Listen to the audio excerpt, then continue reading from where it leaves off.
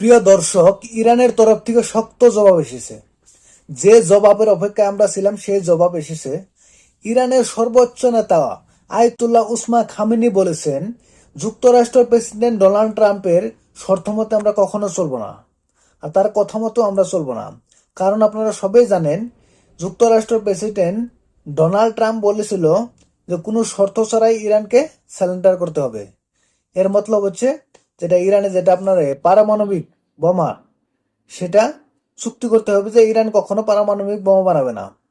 কিন্তু এই শর্ত ইরানের সর্বোচ্চ নেতা আয়াতুল্লাহ উসমা খামেনি নাকচ করে দিয়েছেন। তিনি বলেছেন যে আমেরিকার কাছে কখনো আমরা মাথা নত করবো না, আর ইরানিরা কখনো মাথা নত করেনি এবং করবো না। আরো বলেছেন, আমেরিকা যুক্তরাষ্ট্রের প্রেসিডেন্ট ডোনাল্ড ট্রাম্প হয়তো জানে না, ইরানিরা কখনো কারোর সামনে মাথা নত করে না। আর যদি আমেরিকা ভুলেও ইসরায়েলকে সহায়তা করে ইরানে হামলা করার জন্য, তাহলে ইয়ার পরিণতি হবে অতি ভয়ঙ্কর।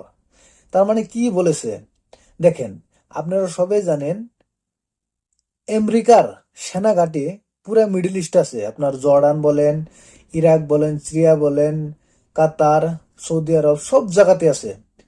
এর মতলব হচ্ছে, যদি আমেরিকা যুক্তরাষ্ট্র খোলাভাবে ইসরায়েলকে সাপোর্ট করে ইরানে হামলা চালানোর জন্য, তাহলে কিন্তু মিডল ইস্টে যেগুলো আমেরিকার সেনাঘাঁটি আছে, সেই সেনাঘাঁটিতে ইরান মিসাইল হামলা চালাবে।